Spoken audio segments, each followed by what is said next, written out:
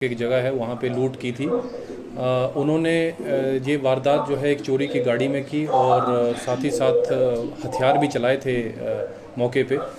9 लाख रुपए की ये टोटल लूट थी। उसके बाद जो है ये यहाँ से फ़रार हो गए थे। लगभग 18 मिनट के बीच में इन्होंने बॉर्डर क्रॉस करके ये बॉर्डरिंग स्टेट में निकल गए थे और फिर उसके बाद जो है इनको ट्रैक कर पाना मुश्किल हो रहा था, वो अंडरग्राउंड हो गए थे।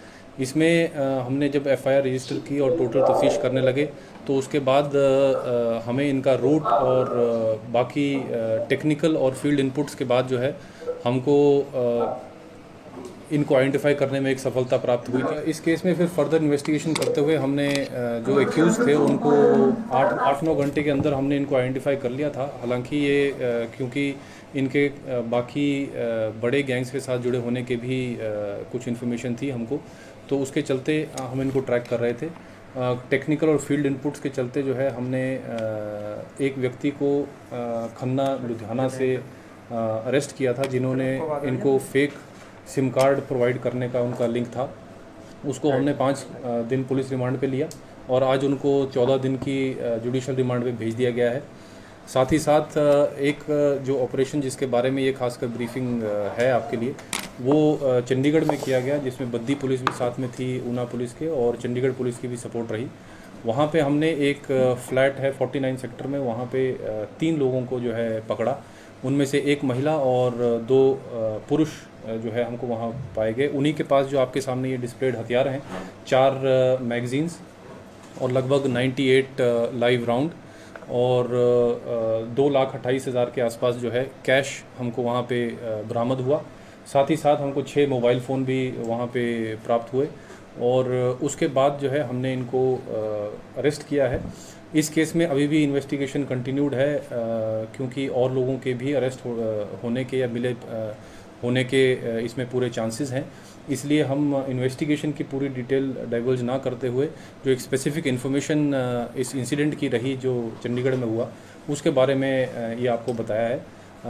इसमें अभी फर्दर इन्वेस्टिगेशन करके हम इसमें और कितने लोगों की संलिप्तता पाई जा रही है उसको भी क्लियर कर पाएंगे। रिसोर्सेज जो है वो लगाए और इन्होंने बड़ा अच्छा काम किया है। मैं इनकी सराहना करता हूँ और बहुत बधाई देता हूँ। लेकिन ये मान के हम नहीं रह सकते कि ऐसा आगे इंसिडेंट होगा नहीं। ये तो क्राइम का वर्ल्ड है, वो तो चलता रहेगा। और जो हमारे एसपी साहबान, डीआईजी साहबान ने जो बताना था बता दिया। अब मैं पत्रकारों से रिक्वेस्ट करता हूँ कि अगर उनके कोई करें, जो एसपी ऊना के रिलेटेड हो गए वो कर सकते हैं आंसर, जो एसपी बद्दी के रिलेटेड है आप आंसर कर लेना, और जो डीआईजी मैडम है आपके रिलेटेड है आप आंसर कर लेना। Just raise your hand and answer. जो मेरे पे डायरेक्टेड है तो मैं आंसर कर लूंगा, मैं जवाब दे दूंगा, ठीक है। अब मैं हाउस ओपन करता हूँ पत्रकार बंधुओं से कि वो अगर कोई प्रश्न पूछना चाहते हैं। सर, ये जो गैंग पकड़ा है, अभी 3 लोग पकड़े हैं, रेड कर रही है और कहाँ कर रही है, कितने लोग और जो है वांटेड है? ये इस केस में हमको पहले से ये पता था कि ये लोग लोकल जगह पे होने के चांसेस इनके कम हैं। उसके चलते ही एडिशनल एसपी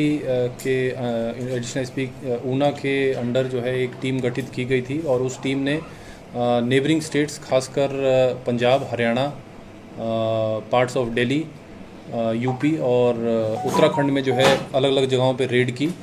और वहाँ पे उसके बाद हमको जो है इनकी ये क्लियर हो गया था कि इनका कोई ना कोई लिंक जो है इंटर स्टेट गैंग के रूप में ये ऑपरेट कर रहे हैं। इस केस में आगे जो इनके अलावा जो हमने लोग अभी तक पकड़े हैं, इनके अलावा और अरेस्ट होने भी अभी शेष हैं और हमें उम्मीद है कि उसको भी हम जल्द से जल्द ट्रैक करेंगे। ये इंसिडेंट हुआ था जी, जो एक मिनट जो ये इंसिडेंट हुआ था जी, इसमें जो 3 लोग पकड़े हैं इनका क्या रोल है और इनके कितने साथी थे, जो किस तरीके से ये प्लान आप बताएंगे? ये हम केस की एग्जैक्ट डिटेल जो है आपके साथ शेयर इसलिए नहीं कर पा रहे हैं क्योंकि अभी इसमें अरेस्ट और होनी है। हालांकि इनके रोल जो है काफ़ी क्लियर हैं। ये किस तरह से टेक्नोलॉजी पॉइंट ऑफ व्यू से ऑपरेट कर रहे थे, यानी अलग अलग जगहों पे जाके ये अपने फ़ोन जो हमको 6 मिले हैं, एक लैपटॉप मिला है, एक एप्पल टैब मिला है, उसको यूज़ करके किस तरह से एक दूसरे के टच में थे और अपने को खुद को ये अलग अलग जगहों पे यानी स्टेट्स में मूव कर रहे थे। 2-2 3-3 दिन ये अलग अलग जगहों पे रहते थे और शिफ्ट करते थे। एसपी बद्दी की जो साइबर की टीम है उन्होंने हमको ये एनालाइज करने में भी बहुत मदद की और उसके बाद हम एक पिन पॉइंट कर पाए इनकी एक स्पेसिफिक जगह जो कि चंडीगढ़ में थी जहाँ पे ये इंसिडेंट हुआ, जहाँ पे ये रेड हुई थी, तो वहाँ पे हमको ये मिले। इसमें एक महिला और जैसे मैंने कहा 2 पुरुष इन्वॉल्व अभी अरेस्ट हुए हैं। 2 पुरुष जो हैं उनकी इस चोरी में डायरेक्ट इन्वॉल्वमेंट है। जो एक महिला है वो भी हार्बरिंग में और साथ में इनके साथ मिली एसोसिएटेड थी। साथ ही साथ एक व्यक्ति आशीष नाम का जिसको हमने खन्ना से अरेस्ट किया है वो इनको सिम कार्ड प्रोवाइड करने में हेल्प में था। बाकी कॉन्स्पिरेसी में और इस डकैती में और कितने लोग इन्वॉल्व हैं उसका हम खुलासा धीरे धीरे सर जो रेड हुई है उसमें क्या गोलीबारी एक सर कोई गोलीबारी भी वहाँ हुई? हाँ जी, कोई जब रेड की गई तो वहाँ क्या कोई गोलीबारी भी हुई? तो नहीं कितने चंडीगढ़ में कोई ऐसी इंसिडेंट नहीं हुआ। हाँ जी, आप बताएं। कमर सर, सर मेरा वही क्वेश्चन था कि जो ये महिला की इसमें क्या भूमिका रही है जिसको इसमें अभी तक महिला जो यहाँ पे हमको मिली है वो इनमें से एक को अपनी पत्नी बताती है और उसके ऊपर जो है कॉन्स्पिरेसी में उसका भी एक हिस्सा पाया गया और उसको हमने इसलिए अरेस्ट किया। सर इनके ऑफिस का भी कोई एम्प्लॉय इसमें शामिल नहीं है?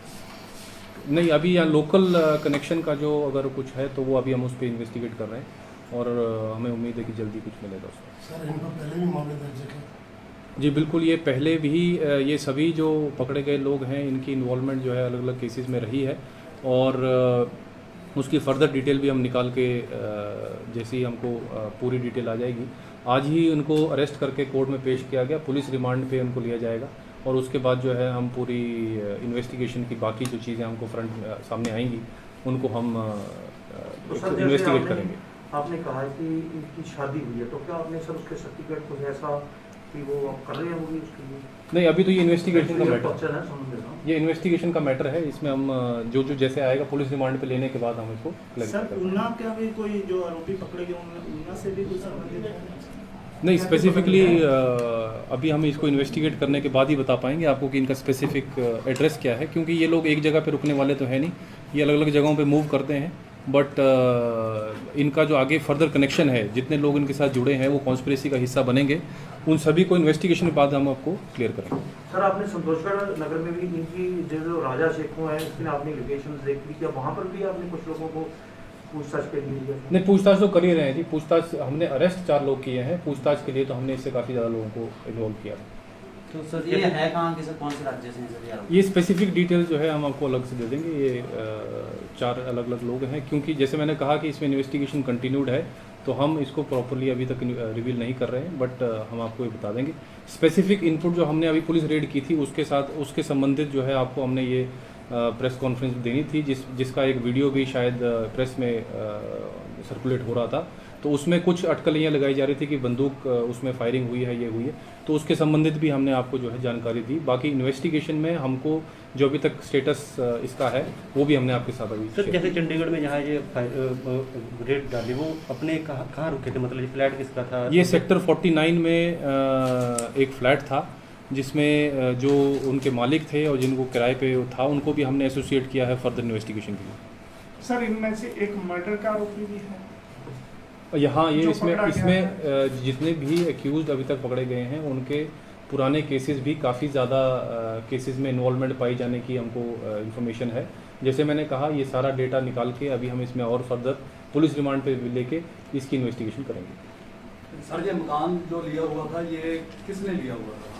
ये इन्वेस्टिगेशन का मैटर है जी, अभी हमारी कंटिन्यूड है। उसके मालिक को और जिसने किराया लिया है उसको भी हम किराए पे इनको वापस आगे दिया।